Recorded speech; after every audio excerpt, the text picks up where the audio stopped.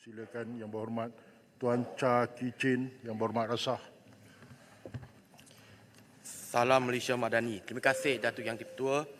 Saya meminta Yang Amat Berhormat Perdana Menteri menyatakan sama ada YB Bagan semasa beliau menjawat jawatan Menteri Kewangan daripada Mei 2018 sehingga Februari 2020 telah membatalkan pengecualian cukai kepada Yayasan Al-Bukhari dan sebabnya pembatalan dibuat oleh Lembaga Hasil Dalam Negeri jika ada. Bilakah pembatalan pengecualian cukai buka kuasa dan dipulihkan semula? Apakah jumlah kewangan yang diterima oleh Yayasan Al-Bukhari dan manfaat kepada kerajaan persekutuan daripada pengecualian cukai tersebut? Terima kasih. Silakan Yang Berhormat Perdana Menteri. Betul, saya ingin maklum kepada Yang Bertua bahawa saya akan jawab hanya 2 soalan kerana terpaksa ke Istana Negara untuk menyambut Presiden Singapura. Baik. Tuan Bertua, Yayasan Al-Bukhari telah diberikan kelulusan di bawah subsection 44(6) dalam kurungan Akta Cukai Pendapatan 1967, Akta 53 yang dikecualikan dari cukai pendapatan. Kerajaan mengesahkan dari rekod Kementerian Kewangan bahawa YB Bagan semasa menjawat Menteri Kewangan tidak pernah membuat sebarang pembatalan kepada kelulusan percukaian. Sebelumnya didakwa diberikan kepada Yayasan Al-Bukhari. Maka dakwaan yang dibuat bahawa beliau membatalkan pengecualian adalah tidak benar. Itu kena hakikatnya kelulusan hanya dibuat pada 25 Februari 2021, iaitu kelulusan pengecualian yang di luar kebiasaannya yang melibatkan kedua-dua Yayasan Al-Bukhari dan kumpulan Al-Bukhari. Soalan tambahan Yang Berhormat. Terima kasih kepada Yang Amat Berhormat Perdana Menteri atas pengesahan ini. Yang Amat Berhormat Perdana Menteri, saya nak tanya Yang Amat Berhormat Perdana Menteri. Cukai ni biasa kita gunakan untuk membantu orang susah. Baru-baru ini ada tuduhan terutamanya terhadap Yang Amat Berhormat Perdana Menteri berkenaan dengan Yang Amat Berhormat Perdana Menteri adalah anti orang miskin. Tuduhan daripada pembangkang. Jadi ini berkaitan dengan cukai. Saya nak dapatkan penjelasan daripada Yang Amat Berhormat Perdana Menteri berkenaan dengan hal ini. Walaupun kita tahu Yang Amat Berhormat sangat prihatin, sangat membantu rakyat kebanyakan yang kita tahu di bawah konsep Malaysia Madani. Dan berkenaan dengan ini, saya nak pengesahan sekali lagi daripada Yang Amat Berhormat Perdana Menteri berkenaan dengan subsection 44 sub 6 Akta Cukai Pendapatan 1967 tadi. Kuasa bukan pada Menteri Kewangan tetapi adalah pada LHDN. Itu saja soalan saya. Terima kasih Datuk Yang Di-Pertua. Silakan Yang Berhormat. Terima kasih Yang Di-Pertua dan Rasa.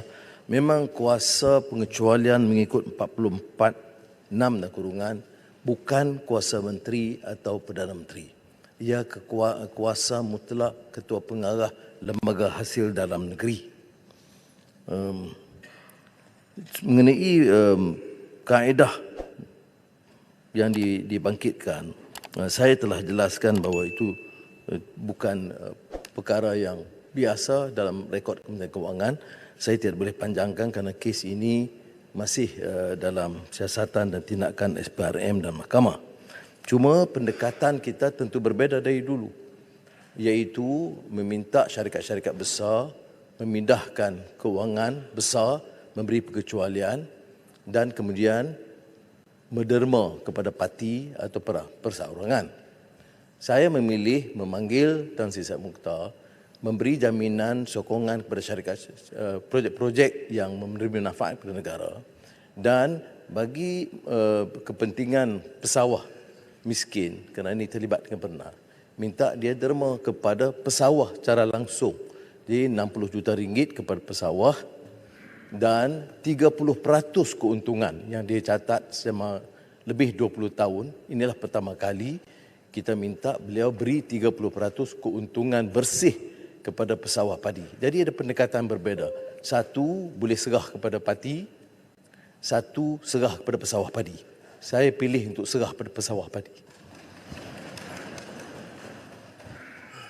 Silakan Yang Berhormat. Terima kasih, ya, Bapak Menteri. Terima kasih. Terima kasih, Salam. Saya ingin dapat penjelasan. Selain daripada Bernas, terdapat puluhan lagi syarikat-syarikat yang mengauk keuntungan yang jutaan, bahkan bilion ringgit semasa COVID. Contohnya Top Glove dan sebagainya. Saya ingin bertanya pada Yang Berhormat Menteri, selain pada syarikat Bernas, apakah ada syarikat-syarikat lain yang juga diminta supaya menyumbang direct kepada penuai getah sebagai contoh? Dan kalau boleh dapatkan senarai syarikat tersebut dengan jumlah berapa, kalau kita letakkan 30% untuk Bernas, berapa yang kita akan untuk syarikat-syarikat lain yang juga mengauk keuntungan besar dalam negara. Terima kasih. Yang Berhormat Perdana Menteri. Terima kasih Kementerian. Dalam perundingan kita dengan Tan Sri Syed Mokhtar, kita beri jaminan untuk membantu dalam projek-projek infrastruktur yang belum terlibat yang besar. Itu pertama.